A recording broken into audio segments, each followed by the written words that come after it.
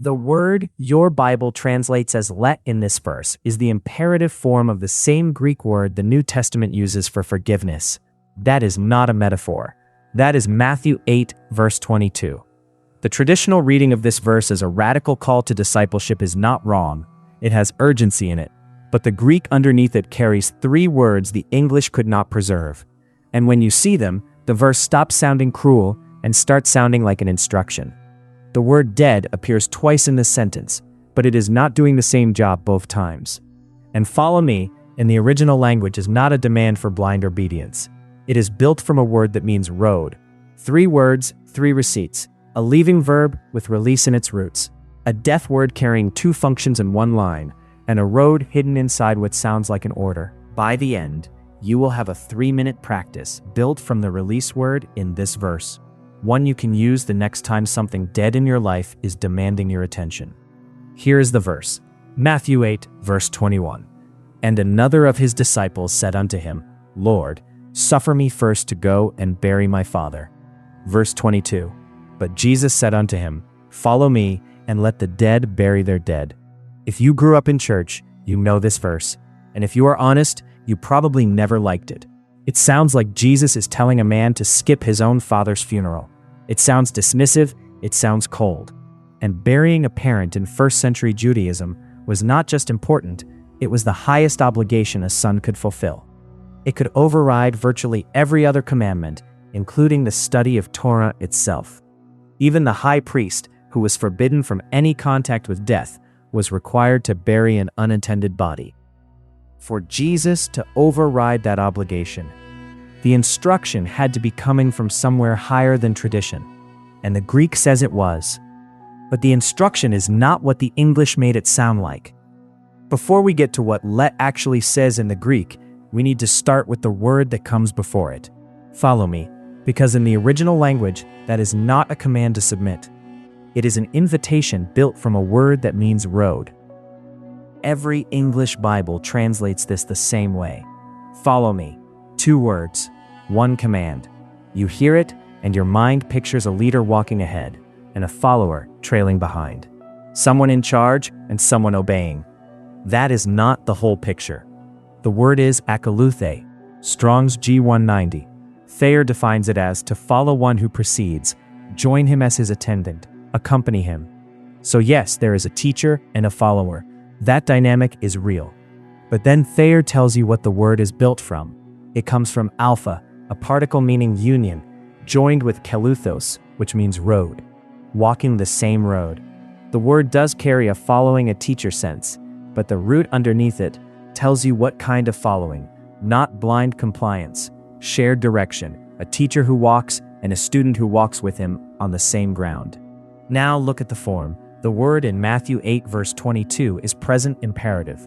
That means continuous action, not a one-time decision, but a sustained direction. Keep walking this road. Keep being on it. It describes a way of moving through your life, not a single moment of compliance. The word appears 90 times across the New Testament. In discipleship contexts, it consistently describes someone who joins a teacher and goes where the teacher goes. But the root, keleuthos, adds a layer the English word follow cannot carry. It tells you this is a road relationship, not a hierarchy of command and obedience, but a teacher who leads by walking, and a student who learns by walking with him. And look at what comes right before it. In verses 19 and 20, a scribe volunteers enthusiastically, Master, I will follow thee whithersoever thou goest. And Jesus cools him down. The foxes have holes, and the birds of the air have nests, but the Son of Man hath not where to lay his head. The cost of the road is established before the road is authored. Foxes have shelter, birds have nests. The road does not promise you a fixed address. It does not promise comfort or arrival or certainty. And then, knowing that, Jesus offers the road to a second man. Not by recruiting him, by inviting him. But the road instruction only makes sense when you hear what comes next, because the next word in the sentence, dead, is doing something no English Bible has ever shown you. It appears twice, and it does not mean the same thing both times. Here is the second half of the verse again, and let the dead bury their dead. Read that sentence slowly. The word dead appears twice. Your English gives you the same word both times. Same spelling, same sound, same apparent meaning. You were taught that the verse is a paradox, or a harsh dismissal, or a radical demand, but none of those readings account for what the Greek is actually doing with this word. The Greek word is Nekros, Strong's G3498, and here is where it gets interesting. Thayer's lexicon gives two categories for this word. The first is the literal sense, one that has breathed his last, lifeless, deceased, destitute of life. The second is the figurative sense, spiritually dead, destitute of force or power, inactive, inoperative.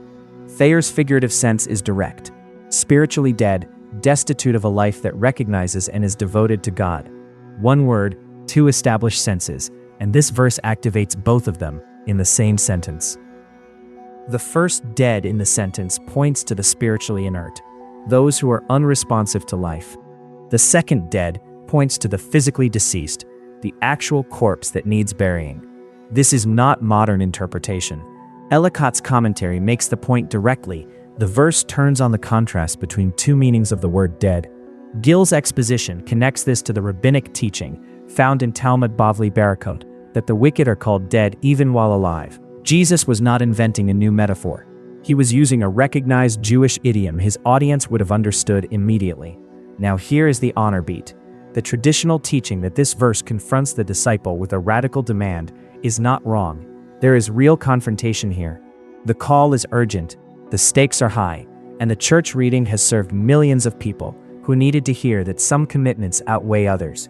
But the confrontation is more precise than the English shows. Jesus is not telling a man to abandon a funeral. He is naming a state. He is diagnosing the system the man is embedded in and calling it what the text calls it: inert, inoperative, unable to respond. Luke's version of this story adds something Matthew does not. Luke 9 verse 60. Jesus said unto him, "Let the dead bury their dead, but go thou and preach the kingdom of God." That added clause matters. In Luke, the release is not the end of the instruction. It is the clearing that makes the commission possible. You release the dead system so you can announce the living one. You have spent energy, maybe years, performing rituals demanded by systems that were themselves unconscious.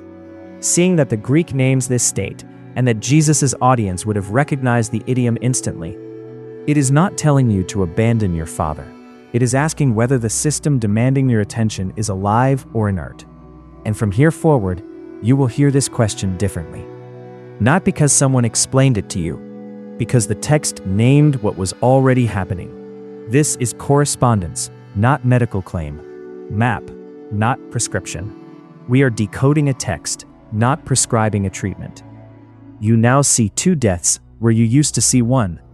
But the word that holds them together, the word that tells you what to do with the dead, is the word let. And that word in the Greek is not what you think it is. It belongs to the same word family the New Testament uses when it talks about release and forgiveness. Here is the word no one ever questions, let. It is the smallest word in the sentence, the one you pass over because your eye is moving toward dead. But the Greek word underneath it is the biggest word in the verse. The word is Aphes. It is the aorist imperative form of aphiemi. Strong's G863. Now Thayer gives this word a wide spread of meanings: to send away, to let go, to remit, to forgive, to permit, to leave. The word family is built around the act of separation, sending something away from you. But in this verse, the grammar narrows the range. Aphes plus an accusative plus an infinitive activates the leave or permit sense. Leave the dead to bury their dead. So why does this matter? Because even the leave sense of aphiemi carries more force than the English word let. Thayer traces the word to apo, meaning away from, and hiemi, meaning to send. The root energy is active departure. Even when the grammar says leave, the word underneath says walk away from. And the noun form of this same root is aphesis. Strong's G859. Thayer defines the noun form directly from aphiemi, release, pardon, forgiveness, remission. Same root, same family. The noun means release, pardon, forgiveness. The verb in this verse means leave, walk away from. but they share the same skeleton. And that family connection tells you something about what leave is doing here. It is not passive. It is not resigned. When the New Testament's release word shows up in the grammar of leaving, the leaving carries weight. The form in this verse is aorist imperative active, second person singular. This is not a suggestion. It is a direct command aimed at one person. You. Leave them. The ESV translators got closer than any other version. They did not render the word as let. They wrote, leave the dead to bury their own dead. That is the right sense. And leave already carries more active force than let. Let sounds like permission. Leave sounds like a decision. The Greek imperative makes it a command. You are not being asked to allow this. You are being told to walk away from it. And this is the same verb that appears in the Lord's Prayer. Matthew 6 verse 12. Forgive us our debts, as we forgive our debtors. That word forgive is aphiemi, same verb. But in the Lord's Prayer, the grammar is different. There, the debts are the object being released. Here, the dead are the object being left. Different construction. And a verb whose entire family is built around the act of separation. The prayer you have said 1,000 times uses the same Greek verb that this verse translates as let. The release sense lives in the family, even when the grammar in this verse activates the leaving sense. You have given passive permission to dead things in your life. Old patterns, inherited obligations, unconscious systems, and you believed you were being patient or dutiful. Seeing that the Greek word is an active command to leave changes the posture from tolerance to decision. The verse is not saying allow it, it is saying walk away from it. And the next time one of those dead obligations calls your name, you will hear the word Aphes underneath it, not as theology, as instruction, directly from the text to you, with no one between. This is correspondence, not medical claim, map, not prescription. We are decoding a text, not prescribing a treatment. 3 words, a road, 2 deaths, a command to leave. Separately, each one rewrites a piece of this verse, but the sentence is one sentence. And when you put the 3 back together, the instruction it maps is not what any English Bible has ever printed. Read the verse one more time. But Jesus said unto him, follow me, and let the dead bury their dead. Now hew it through the Greek. Akolouthei, be on the same road as me. Aphes tous Nekros, Thapsai tous heoton Nekros. Leave the spiritually inert to perform the funeral rites for their own physically dead. 2 instructions, not one command with a cruel exception. First, walk this road. Second, leave that system behind. And notice what else appears in the Greek that the English hides. The word Thapsai, translated as bury, does not simply mean to place a body in the ground. Strong's G2290. Thayer defines it as to bury, inter. But in first century practice, burial was not a single act. It encompassed the full system of mourning, procession, and ceremony. The entire cultural ritual of death. The mourning, the procession, the ceremony. Jesus is not telling this disciple to skip one act.